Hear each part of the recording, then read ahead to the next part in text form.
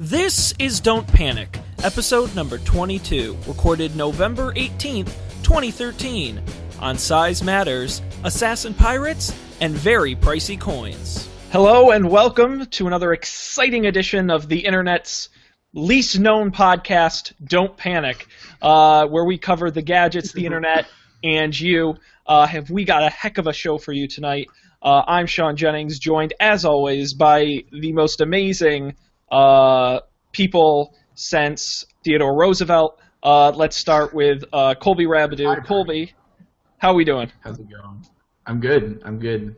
Had a good weekend. It was relaxing. I'm like refreshed and rejuvenated, ready for the week ahead. Refreshinated, if you were. Right. Good use of SAT words. And of course, our own New York urbanite, Dan Miller. Dan, what's up? Hello. I think that Teddy Roosevelt compliment was the highest praise I've ever received.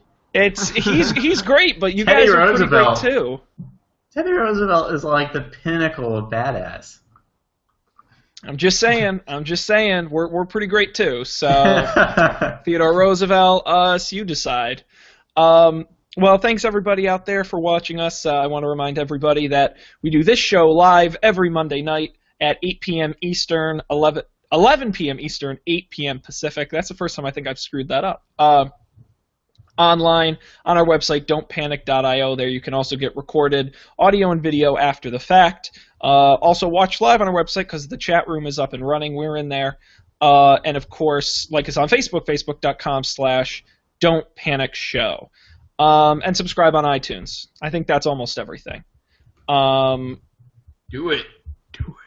Do it. It's convenient because you never know when the show will be posted. So it's a fun surprise when your phone goes off and says there's a new episode. So why don't we get right into the news and we'll talk about, one of the reasons, I generally hate fall, I'll be honest. But one of the fun things about fall is it leads up to Christmas, and of course that means lots of new product releases. It's when all the new fun stuff, yes, in time for you to go out on Black Friday and trample somebody else to buy one. Sean Jennings, corporate shill. I'm more than happy to be a corporate shill. Sony, if you want to sponsor the show, please email us, don'tpanicshow@gmail.com. But we're going to talk about the big release this week, and that would be the PS4. I'm told it is a console on which you can play games, and it's quite popular with the young kids, and I understand, Dan, you have one. Yeah, and I didn't. So one of the other great parts, so Christmas is great, but a great part about being an adult is not having to wait for Christmas to buy whatever you want. The downside is you have to pay it with your own money. The upside is that you can get it on Amazon and not have to trample people into the ground for it, which I did. So I got a PS4, and it came last Friday, and so just some quick general impressions. I was pleasantly surprised to see that the PlayStation Network mostly worked on launch day after a couple of tries. It did successfully download the patch very quickly, which I was like, oh man, if that works, then this thing has to be golden. No, signing in took a couple of tries. But after that, it was smooth sailing. And then what I did, just to really push my luck, is I downloaded a game that I'm saving for my pick. But I downloaded a 20-gigabyte game, and it was really fast. So I am pleased to report that the concept of buying games online and downloading them and playing them, not only was it itself, the game install fast, but you can start playing the game before it's fully downloaded. So it took about, it took about, I would say 20 or 30 minutes to get to the point where I could start playing it, and about an hour and a half or 2 hours to where it was fully downloaded. The disc, I also got a game on a disc, and when that install, you have to, just like on the PS3, you have to install the games before you can play them. It's not like the old days, you just put the disc in and off you went. That was less than 5 minutes before I was able to play, and it just kept installing in the background, but that installation was like maybe 10 minutes at most. So that was really cool. glad to report that the future is now here on those fronts. Cool. I was pleasantly surprised at the social stuff, the having friends and seeing what they're playing. You get this new activity feed, and it shows you, oh, your friend earned this trophy, or your friend beat his best kill-death ratio in Call of Duty last night. And, oh, by the way, here's the video because he shared it. You can just press the share button on the controller, which I have in front of me. The share button's this, yeah, that one right there. Probably can't see it at all. There's a share button. And you press it, and it just uploads the last 15 minutes to twitch.tv. I think we talked about this at some episode. I haven't tried. I assume you can then download that and edit it if you wanted to. So it uploads the first 15 minutes by default. And that looks pretty good. It's not quite as high quality as I expected, but it works, which is really cool. Not something I've ever done before, but now, like, if I do something especially badass, I'll just press the button, because why not? It's free. Yeah. Interesting. That's the on live console was all about that. That, like, taking clips after you did something cool and sharing it. Yeah. Sorry, that's random. Yeah, no, that's totally cool. I don't think I have that much more to report. Oh, the controller is by far the best controller I've ever held. It has a trackpad, which is surprisingly nice. It works well. Like, trackpad for? So in the game, I'll talk about my pick. You can control the map with the trackpad, which is really nice because you can pinch and zoom in the map and move it around. Yeah. I didn't think that I'd use the trackpad, but it's nice for some things. I'd like to see what else happens with it. The thumbsticks have this little divot in them, which is a small thing, but a huge improvement over the regular old round sticks from the old PS3. Also really cool that I didn't really realize is that it comes with a headphone jack. Nice. Right in here. So, and it comes with headphones with a microphone. Nice. So, yeah, their whole thing is they want everyone online talking, which I don't know. I would like that when I play with my friends. If I'm just playing Call of Duty to kill time, I'm not gonna talk to people. But it's really nice that everyone who has a PS4 doesn't have to worry, I have to set up my Bluetooth headset, which is the only way you could do it before. So this is really cool. That's really cool. I was a fan of that. There's also a speaker in the controller, which also seems kind of dumb, but there's a free game that comes with it called something. It's a really cool fly around 2D-ish shoot thing with crazy effects but when you get a warning, like something's like about to hit your ship, it comes out of the controller, which is kind of interesting. It really gets your attention as opposed to just hearing it from your TV. Well, I was like, the Wii does that. Yeah, I've heard it's a lot like the Wiimote, more cheaply done, I guess. It has a lot of the same concepts without being $200 or whatever the Wiimote is. So, so the only thing I ever, like, we had a Wii. My parents had my family had a Wii when I was in high school. Your family weed. We weed. But we used to play Mario Kart a lot, and it was cool when you had a bunch of people in the same room playing Mario Kart, because you got all the, like, oh, there's a, like, warning, there's, like, a turtle shell coming for your cart. And you can localize it to the person because you can hear it in the room. Exactly. Yeah, So it wasn't like when you're playing Call of Duty on the same TV, like, you hear everyone's sound, so it's like the sound kind of leaves it, so it sort of keeps the sound as a component in the gameplay. It's cool. It's much more immersive. It really gets you much more into it. Yeah, I think it makes a difference too when you're playing with other people in the same room on the same TV. Yeah. And also one of my favorite parts is that now you can charge the controller while the console is off, which don't ask me why, but you couldn't do it on the PS3. Also, it goes into standby mode, and you can turn it off, or you can just like do the equivalent of closing your laptop lid, so it turns on really fast. Mm-hmm.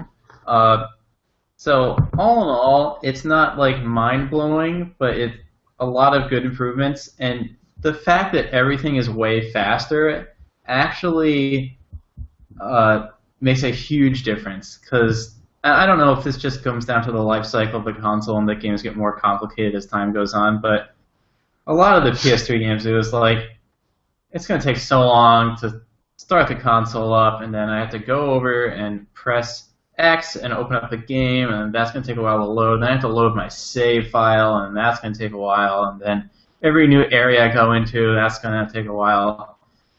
Any area transitions are really fast, probably because everything's written to disk, and the disks are much faster, and the Blu-ray drive is faster. So it's a much better gaming experience. PSN has improved. Console, the controller is way better. I'm a fan. A lot of people are saying they have problems, but I haven't had any hardware problems to report. Now, have you done any of the media stuff outside of the gaming, or just mostly the games? Yep, I watched Netflix and I watched Amazon videos successfully. There's no surprises there. I mean, there's way more than I've expected. There's like NHL and some other sports things that I don't care about. Mm-hmm. And some other things that I haven't heard of. But that's all I need is Amazon and Netflix. Like that's where all of my video consumption happens. There's also a web browser that can successfully play YouTube much better than the old web browser. Nice. Yep. So yeah, I don't really need anything other than those. But if you have TV and you're looking forward to the Xbox One TV integration, then maybe I didn't get the sense that there's a whole that these apps can be installed. Like the old the PS3 had this idea of an app market, which was heavily curated, and you probably had to be a licensed partner and all this crap. But there was at least a possibility that there would be new ones available to download.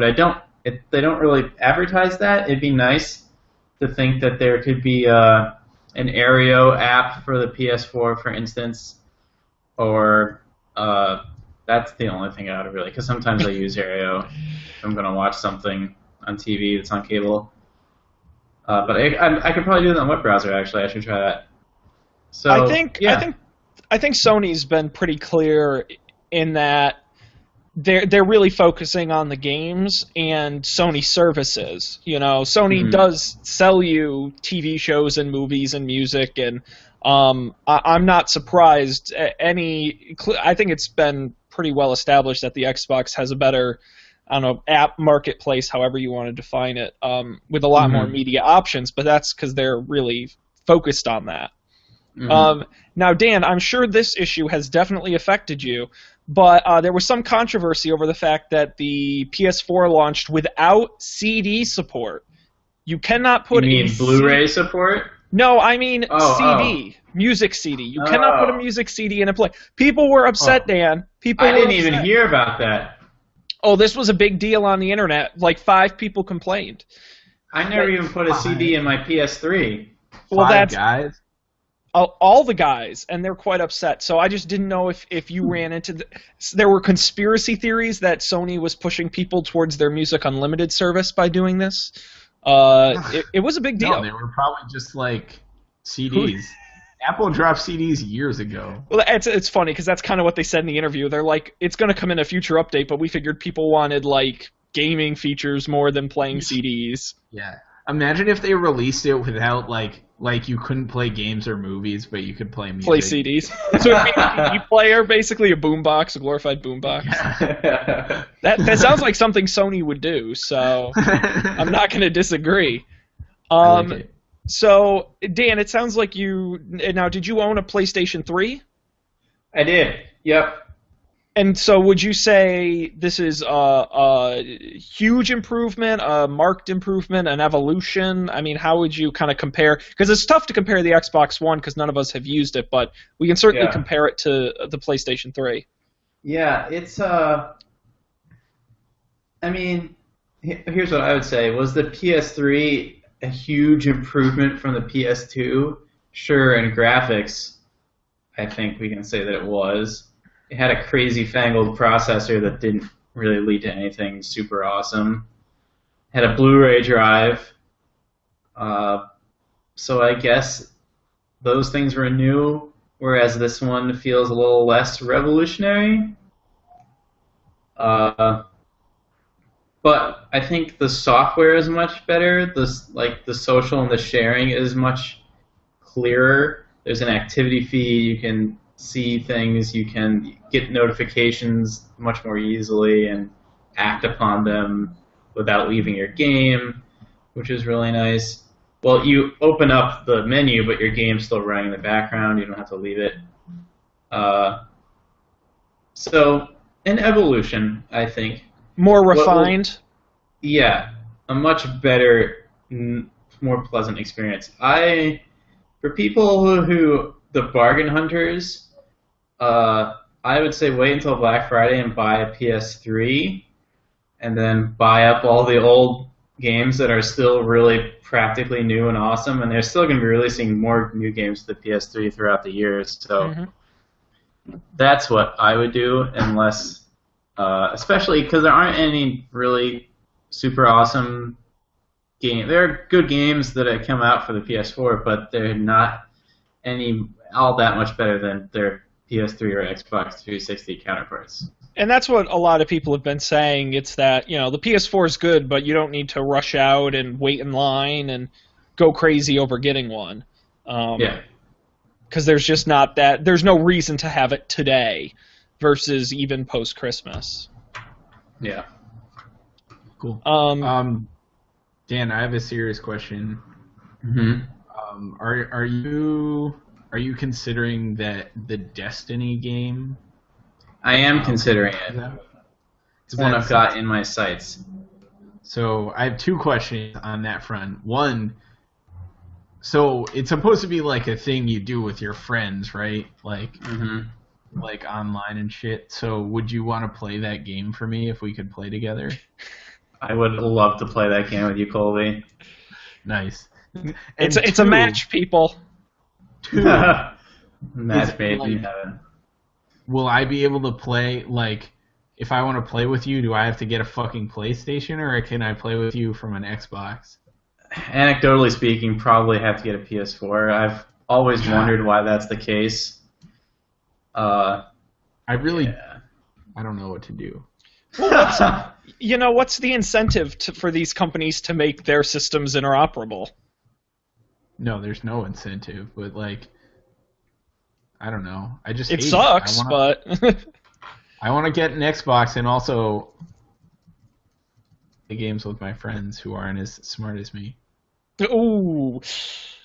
Just kidding. I have no opinion. I don't know if I want to get an Xbox. I would like to just be able to get the game for my 360 and not buy another console. That's the real problem. Things change, man. That's where they get you. But, I mean, honestly, I don't think today, sitting here, I own no console right now, but if I were in the market for one, I don't know what I would buy. I'm gonna wait till the Xbox One comes out and see what, like, people have to say after they use it, because that's probably... But I don't think there's going to be any difference unless you want the media stuff. I think that's the big differentiator. So that's I would like the media stuff, and, like, it'd be pretty cool. It'd be kind of fun to have a Kinect, right? And, like, I don't know, like, and like all what? The stuff and do what with it? I don't know, fucking talk to it and shit. I don't like. It's just fun. Yeah. I'm gonna drop like $500 on a console. I might as well get a little bit extra on it. Dan, I can Skype with Colby and have him in a tiny window on the side while I watch football on the main screen and just ignore him. Exactly. You're doing that right now. Yeah, that's literally what I'm doing. There's 40 seconds left. Console to do that. No. Yeah. I don't know. Well, so that's what I mean. Like, I want to wait and see if other people think that stuff is good on the Xbox, and if it is, that might tip me towards the Xbox. But like, if the other direction is that I can play Destiny with Dan, then do what I gotta do. That's a priceless experience right there. It is. Yeah. Destiny with Dan. And maybe even I can give you references on playing cooperative video games with me, Colby. I am Here's a superb resume. teammate. I have a fucking resume. Oh Maybe my! I have a binder full of people that I can reference. Wonderful. Wow. Well, Bring that I will back. have my assistant take a look at it. Okay. All right. Well, wonderful discussion. We'll have to report back with some information about the Xbox One when that becomes available. But until then, save your money and I don't know, invest it in savings bonds or something. It'll certainly. Don't do anything rash. Maybe Bitcoins. Maybe Bitcoin. Yeah. You know what? What a wonderful. Segue. I can't think of a safer, more reliable way to invest your money than in the completely legit realm of the Bitcoin. Well, Sean, if you had bought a Bitcoin before we started this podcast, you'd have already made $70. That's messed up. We're sitting pretty on $820 Oh my per god. Bitcoin. That's So. messed up. But what I don't, and I don't know if you guys have the answer because I do not understand this Bitcoin thing. I understand a lot of things. This Bitcoin thing is not one of them. Okay, I think I have a pretty solid understanding. So, but my question is, I get where Bitcoins come from. I don't understand how Bitcoins become money you can actually spend anywhere. Like, I get that. Oh my God, I'm a millionaire in Bitcoins. How do you translate that into actual money? It's like any other currency. Like, why is one currency worth something? It's just what people. But I don't understand. Sean, you have questions about the actual process of me giving you a Bitcoin or me having N Bitcoins and receiving the U.S. dollar value. Like, who out there is, in my opinion, dumb enough to be like, I'm a banker. Give me 10,000 Bitcoins and I'll give you $300 US.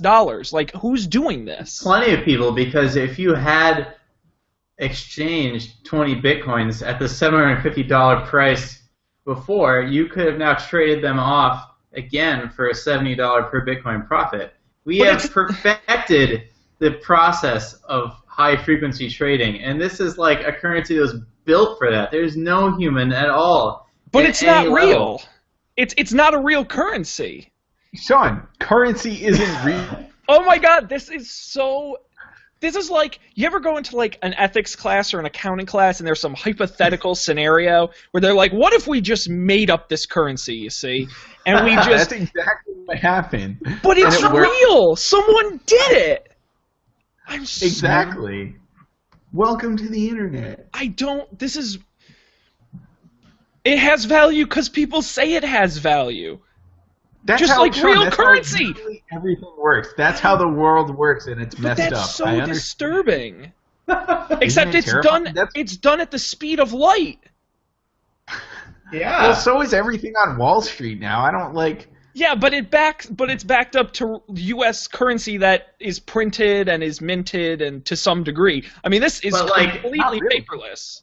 But like the Twitter stock, that only has a value that people attribute to it. Yeah. That's why the stock market can crash, because it's not actually worth anything. It's just like, well, it's built upon itself. I mean, speaking of crashing, I mean, Bitcoin is just like, how much more has it gained, Dan? Is it worth $1 gazillion now? It's 811 right now, so we've lost $9. I mean, you look at this chart and like, how sustainable we can is this zoom growth? out. We can zoom out to the far view here. That's what I'm saying. I don't know. I'm gonna shut my mouth and contemplate the meaning of life. Since last April. Oh my God, wacky. I'm so confused. Sean's upset. Yeah. So no, you guys talk about Bitcoin. I'm gonna sit here and contemplate. Well, Sean. Speaking of things that I'm giving away all our secrets here. Sorry. Speaking of things that only have the value that other people attribute to them, we could talk about Snapchat. We could. Thank you, Dan, for a segue that I actually have information and an opinion on. So yes, let's talk about the Snapchat. It's the hit with all the cool young kids sending the pictures and what have you back and forth instantly. All right, let's do a hypothetical scenario, okay? Dan. Let's say someone makes up a company. All of those. Dan, let's say you make up a company, okay?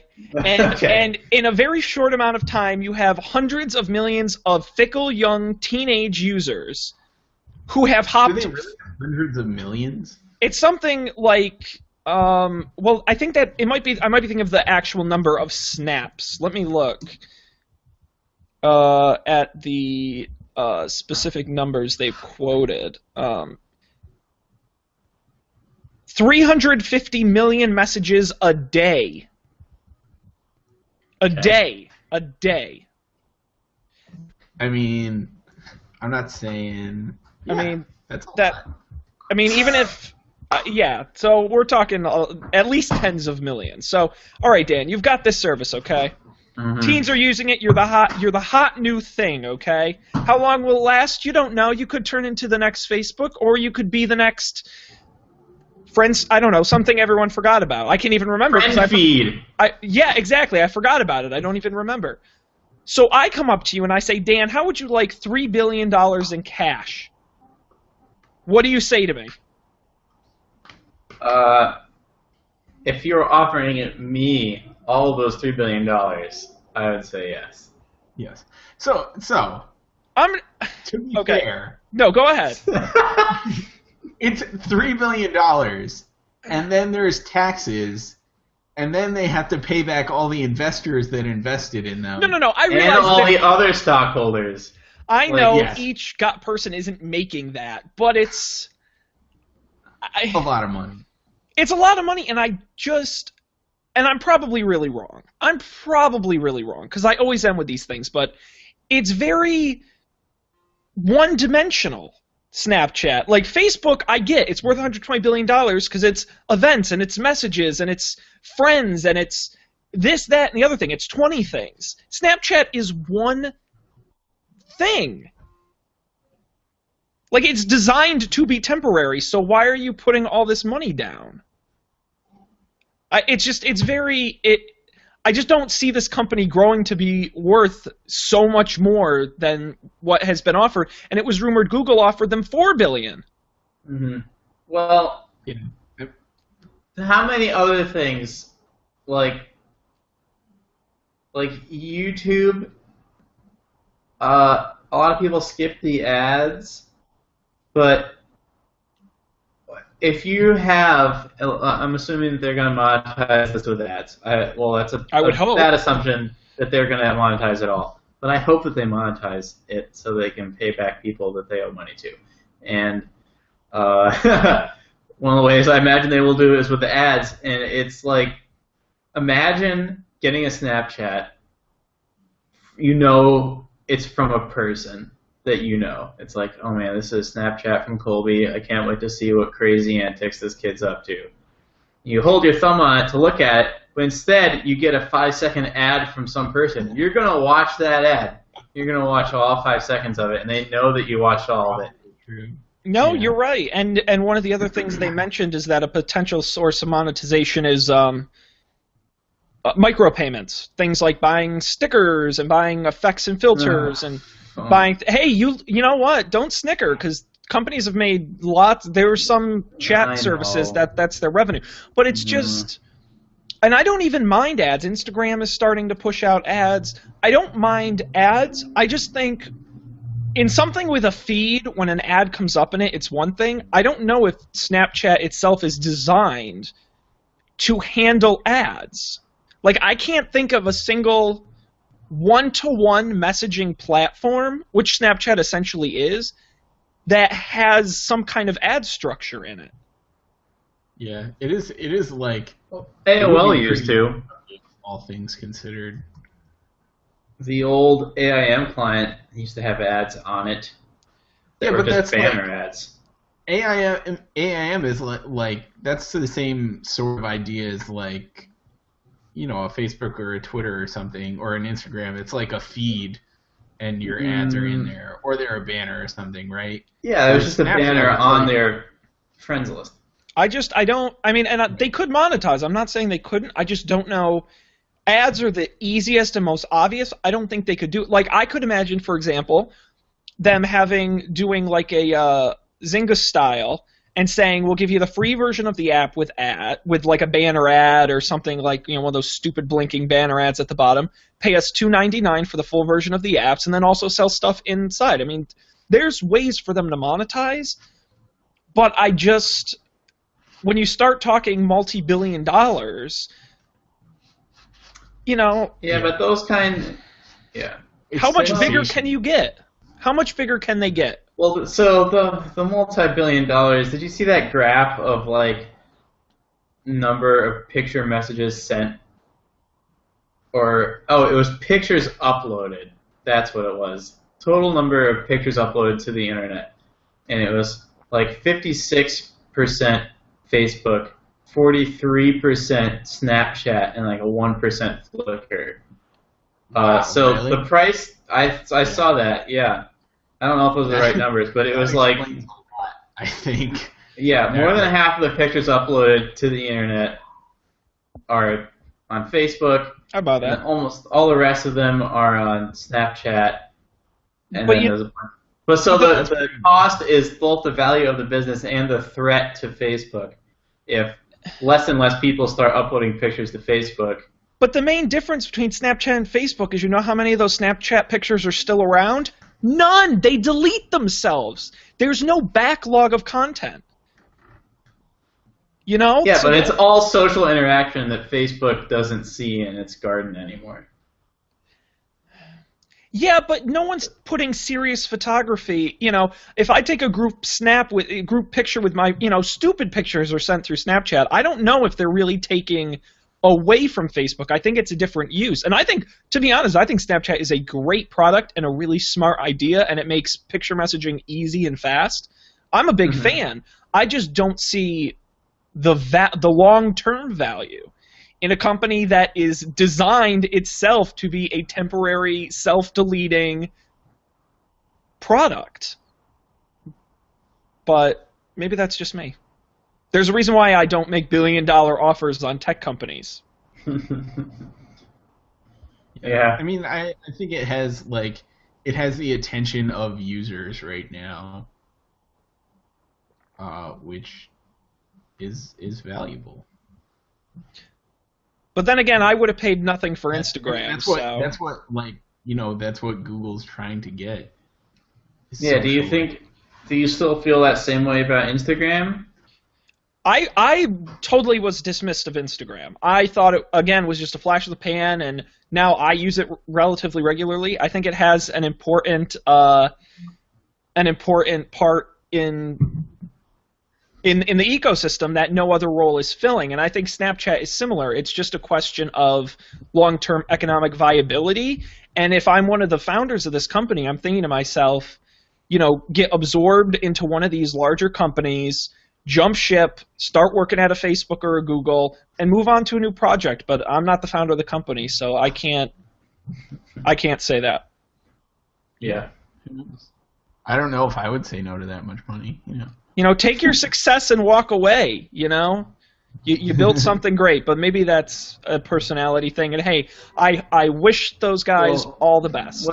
What if Facebook had accepted its buyout offer from Microsoft back in 2009 or whatever that was? You're not wrong. There's a lot of times when Microsoft was going to buy Yahoo, and there's a lot of these offers that never went through. Twitter was going to be acquired a couple different times, and but there's a lot of services out there that also got big offers and have since folded. So it's I was just reading a business book about mergers and acquisitions, and mergers and acquisitions. You would be shocked at how many of them don't work. It's more than 50% fail. So it's not a pleasant market. I do want to give a shout out to a live. Man, I was going to give the shout out. Oh, you give the shout out. I get to do the stuff. A shout we out. have a very prestigious guest watching live right now, like all of you who I assume aren't watching live should be. Phil Lopez is joining us all the way from Vietnam, the other side of the world. Holy moly, we live in the future. What a great highlight of technology. Thank God for the internet. I say that every day.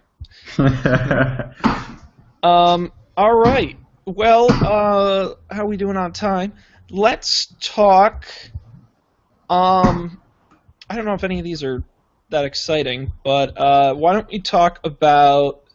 We can briefly mention Colby's enormous disappointment at Mozilla's announcement that the Firefox phone will not be officially launched in the U.S. Colby, how sad are you?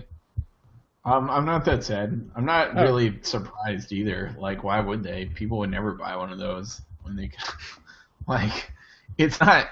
It's really, at least right now, it's not comparable to like iOS or Android. Yeah, but just think of the name. People are so used to having a great quality experience with Mozilla Firefox. Why wouldn't they want that on their phone?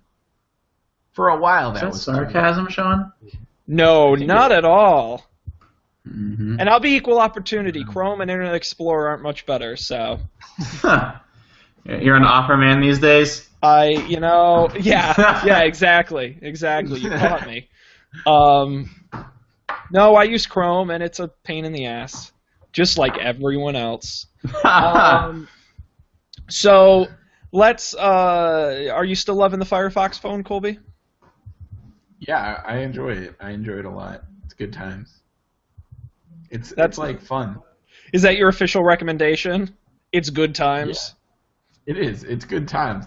It's a certain type of good times. So if you're not into those sorts of good times, it might not be for you. No, if you're into bad times, it's. So I'm thinking in a week or two, I'm gonna do all Firefox OS as my personal device. Yeah, that's awesome. So when that happens, I'll report back on how it went. I'd be curious to know how it goes. Probably bad. Slash positivity. But in a good way. On that great note, let's talk a little bit about, quickly, Kindle Fire update. Fire OS 3.1 is rolling out to Fire HD and HDX devices. Sorry for those of you with the original Kindle Fire. Too bad. So let's talk about what you're getting. I thought this was really weird and kind of interesting that this update pushes enterprise support, like connecting to secure Wi-Fi networks, VPN, authentication, device management API. I don't understand. Well, a lot of that means that you can't. Before, you couldn't use it at like Marist or any other school. No, because it supported. I think no, because I know people who've used Kindle Fires. It does support the what Marist is using. It's other networks it didn't support.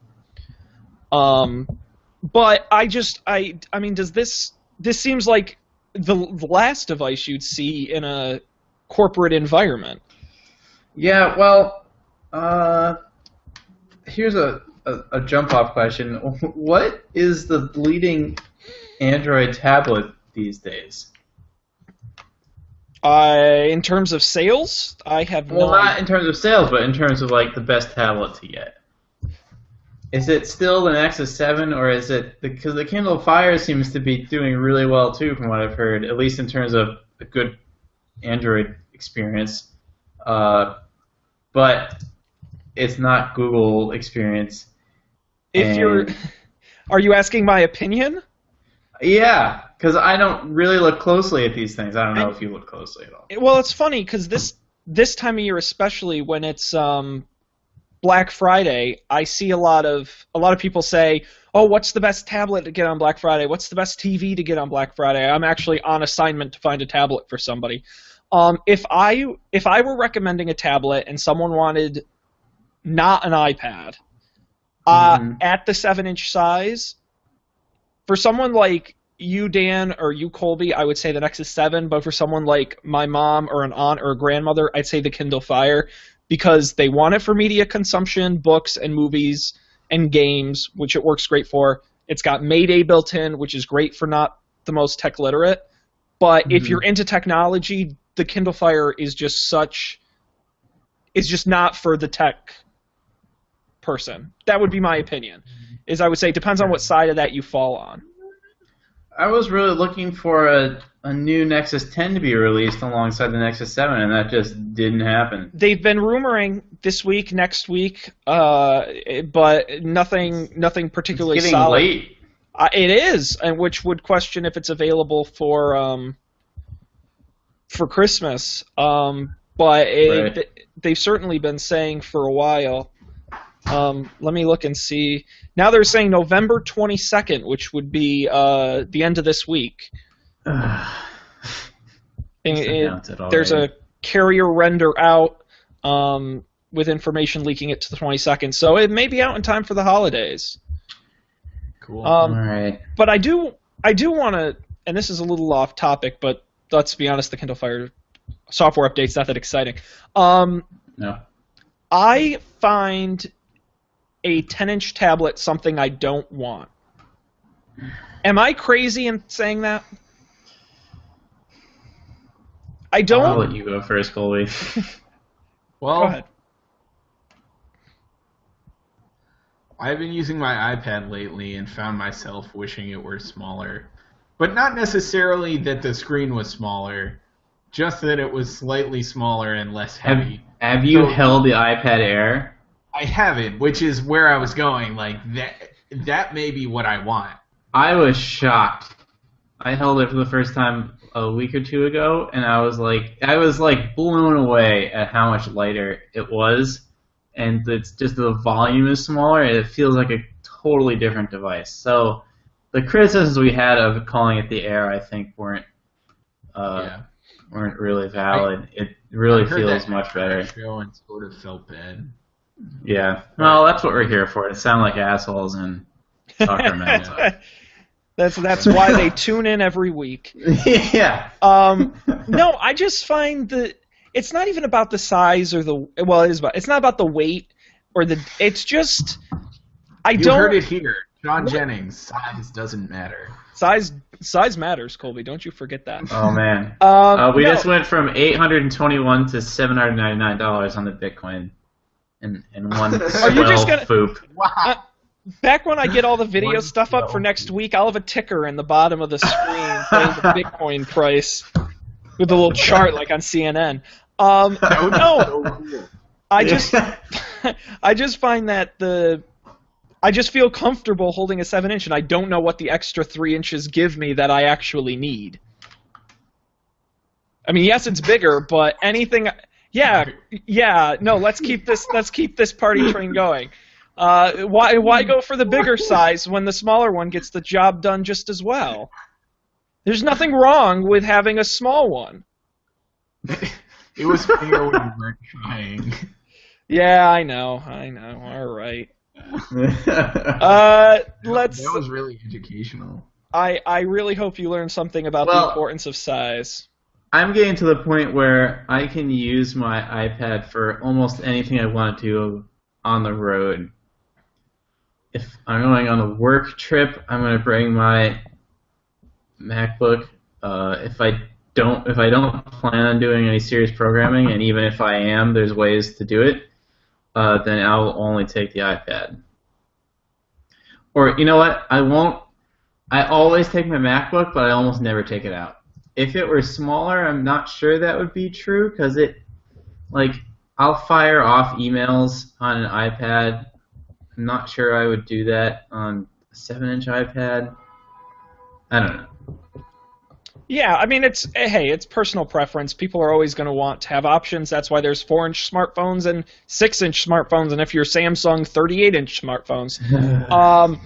But I just know that when I owned a regular iPad, I just felt it just didn't feel as convenient, and now that I have an iPad mini, I use it every day, all the time. but maybe that's just me. I just didn't know if I was crazy. Let's wrap up on the Kindle Fire here and get into our picks. I just want to mention that they also have Amazon has finally integrated Goodreads, the social network for book lovers. They bought not a couple years ago, a year ago or two, and it's now built in directly to the OS, so you can share, comment, rate. Oh, that's cool. Built in. Well, it makes sense. It's integration. They own it. And it's also a second screen feature is included, which allows you to send video from the Kindle Fire to a supported device, which includes the PlayStation 3 and certain Samsung TVs, with the PlayStation 4 update coming later. Nothing else has been announced. And wireless printing, voice dictation. And there you go. So update your Kindle Fire or Fire HDX devices and get the latest. Hopefully it's less terrible than the old version. All right, let's move into our picks. Onward indeed. And let's go with...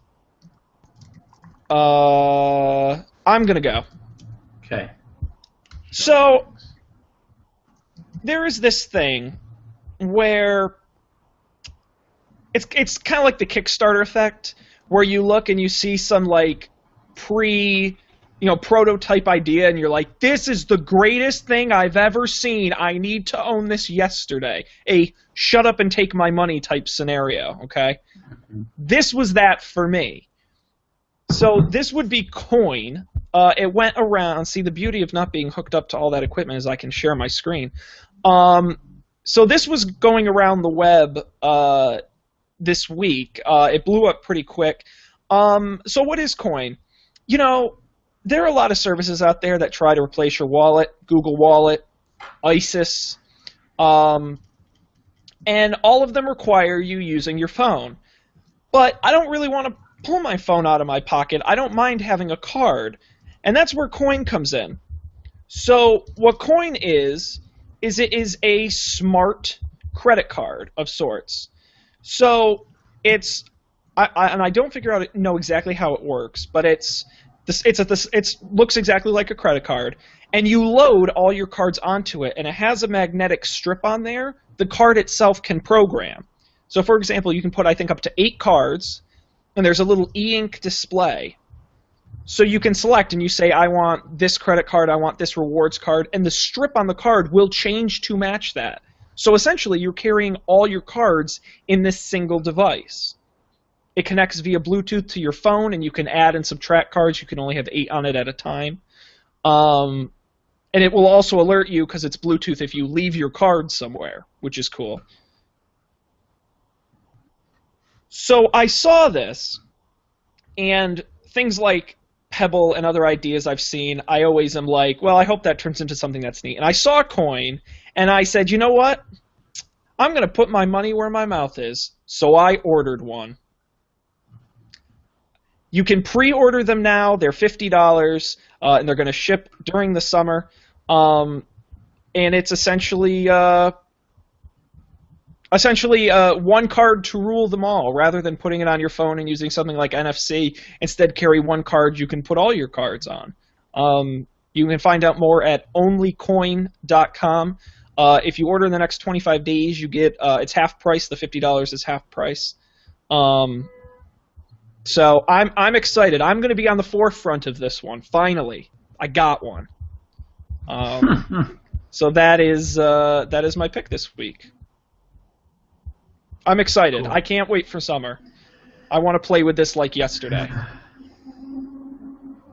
Dan, opinions, I can tell. What? Oh, yeah. No, go please. I'm always bummed because we do the picks, but we can debate the picks and critique them. So by all means, I'm meh on Coin. There are a lot of criticism about how it'd be hard for businesses because there's something about how there's a lot of I don't know. Anyways, I don't know anything about that, so I'm not going to talk about it. Like how you could spoof a credit card and or something like that, and there was some fraud checking mechanism that wouldn't be available because you didn't know the carrier issuing information necessarily, or things like that. I'm absolutely certain that this could be used for illegal things and for I just trust that they'll figure out a way to work around it. They've got 6 months before they launch, so Yeah. I'm hoping. But I agree. No, but I agree with you. It's clearly a new idea that no one's done before. Yeah, and I guess like I have a debit card and a credit card, and that's it. Like to replace those two with one other card is like that's not really a big benefit But what for me. excites me, and I have a couple cards, but it's also rewards cards. It's anything with a magnetic strip on it. This will replace. So just to have, because what is in my wallet? Rewards cards and gift cards. Those are what pile up. I'd like to have those in a convenient card, but I guess we'll see. I don't want to spend too much time on that because you guys have you're going head to head on games here. All of my reward cards are barcode scanners. Here, everyone can buy stuff with my Dwayne Reed rewards. Well, you'll get the points though. What's my advantage? You should put all your cards up. Yeah, someone helped me out with my REI membership. I'm not really making your good use of it REI. Do you buy a lot of stuff? That's what sucks about rewards card is you get 1,000 of them, and half of them are to places you never go. I always say. Well, yeah, I try to get them either a place I got REI because any purchases I make there are going to be big ticket purchases, so it seemed like a good idea. I mean, and they take 2 seconds. There's no real downside unless you're really anal about your information, but it's just annoying as hell.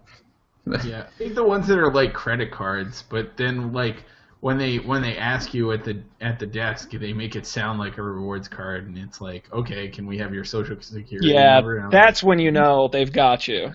No. Yeah, you like savings, not that much.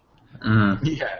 It's like not for $20. I don't think I can do it. How much are you worth, Colby? All right, well let's move on and talk about Terraria, which is a game you can play on your console. What? Oh no, it's for who needs it for a console? I have it on iPad. Oh, because it says it's now on consoles. I guess you can get it other places. So I started playing this the other day because I was like bored and wanted to play a game, and my iPad was right there.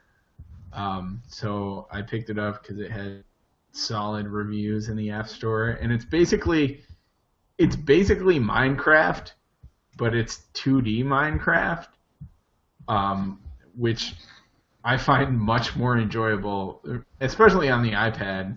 But just in general, I think it's more fun. Have you played a regular Minecraft? A little bit. Not seriously, I will admit. All right, I'll hook you up. I mean, I'm probably not. But that's how I'll hook you into playing cooperative games with me as just a life experience that needs to be had as much as possible. Yeah. We'll play some Minecraft. What? Minecraft? I do. Oh. I have a mutual friend of ours that we play on there. Damn. And you know what? We build forts, we mine things. If you guys get into it, maybe we'll have to do a little Don't Panic Minecraft episode. Yeah, a whole episode set in Minecraft. And I have a guest we could bring on.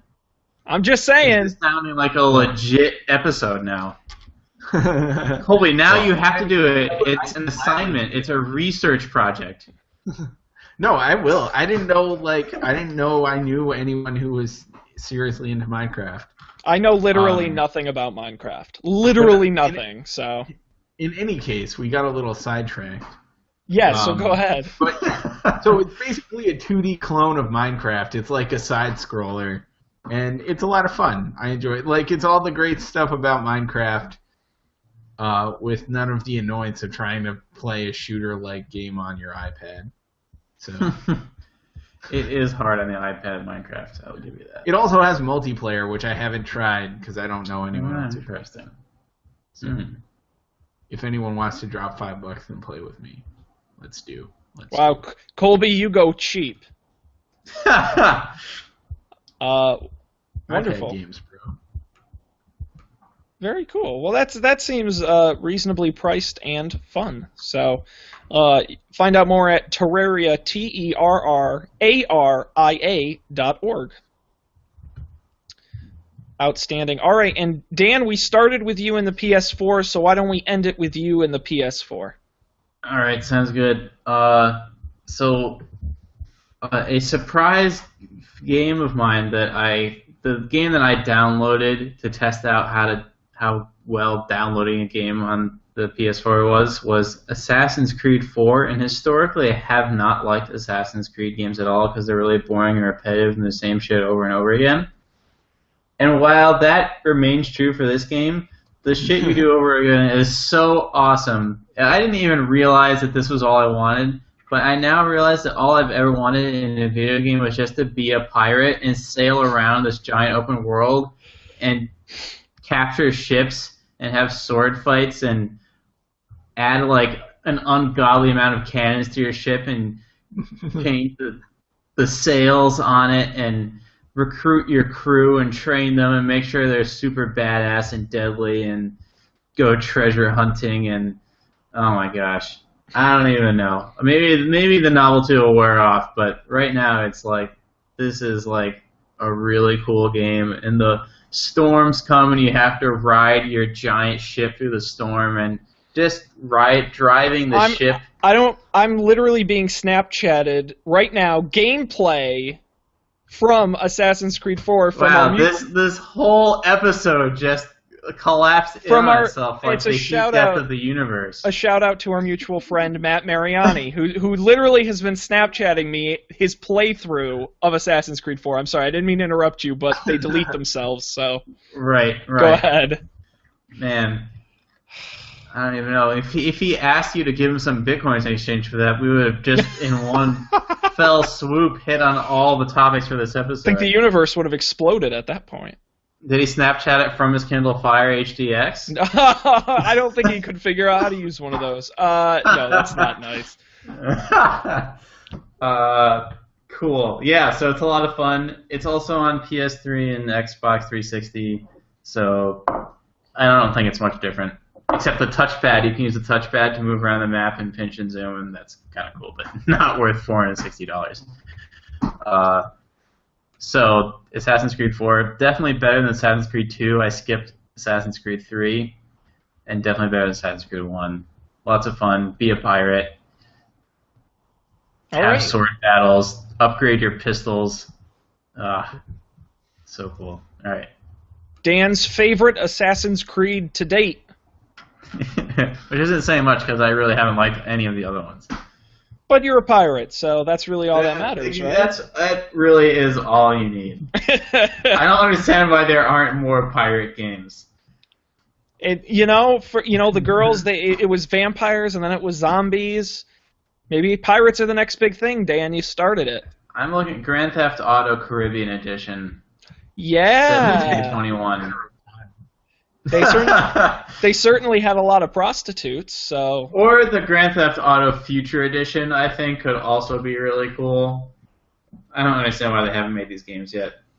Dan, stop giving away your good ideas. See, I would like Assassin's Creed Future Edition. That's what That would also be really cool. That's I had that same thought. Literally, since I played the first Assassin's Creed, I was like, this is okay. But what I want is you know what would be better? Lasers. Exactly. And because it can't be modern day, because then it would just be Splinter Cell. Right. Yeah. But in the future, yeah, lasers. It's kind of funny. Little like arm lasers, like that just laser into people's necks. That's it reminds me exactly of Call of Duty. The original games used to be, World War II, and then what if we put one of them in the future? Modern Warfare? Great idea. Yeah. Outstanding. Well, don't panic. A home of great ideas. You're welcome to steal. That wraps up this week's episode. Oh! Yes, Dan. No, it doesn't. It doesn't. Just to bring everything full circle one more time. Did you guys read the story about the Silk Road for assassination? No. No, but all right. Yeah, go ahead. So speaking of Assassin's Creed, someone made a website where you can basically donate bitcoins towards the cause of murdering someone, which is terrible. But the mechanism by which this works is really interesting. So you can encode a message in a bitcoin. So if you donate a bitcoin to the assassination of, say, Justin Bieber, and in that bitcoin you predict the now how does this work? So in the initial one that you put in, so you have to put some bitcoins into this pool as the assassin, but if in the message, if you predict the exact time and place that the assassination will occur, you will then get all of the bitcoins that were put up for that thing.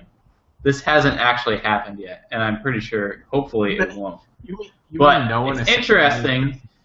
It's interesting because this is the exact use of a cryptocurrency that was outlined in the book Cryptonomicon, which was written in the 90s that I'm reading now, and I just got to that part, and then I read this story that someone did it, so it's interesting.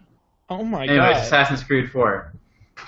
I'm looking. It's called Assassination Market, and I like that Business Insider says, basically, Assassination Market is like a deranged Kickstarter or Indiegogo for political murder. That's an accurate description. That's crazy. Oh my god. All right. Well, all right. What an outstanding note to end tonight's show on.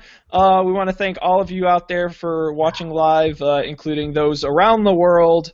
We appreciate your viewership. You can always find out more at our website, don'tpanic.io. There, you can listen live each Monday night, watch past audio and video, and subscribe to us on iTunes or wherever you watch your podcasts. Our RSS link is also there. Facebook.com/Don'tPanicShow is a great way to follow along. And, of course, we love feedback, so please send us some. Don'tPanicShow@gmail.com. Guys, any last thoughts before we wrap for the evening? No. Oh, that was a productive episode. I'm going to argue that's one of our best. I feel like we did good. We covered a lot of ground. And we had insights and clever witticisms. Yeah. Wonderful. Well, good for us. Good for us. Thanks to Colby and Dan. We just have to get people to watch. Yes. Tell your friends. Tell your friends. And I will simply end this show by saying, don't worry about it, Tom Brady. We'll get him next week in New England against Denver. Peyton Manning's got it coming. And with that, we will say good night. We'll see you next week. Wait, did the Patriots win?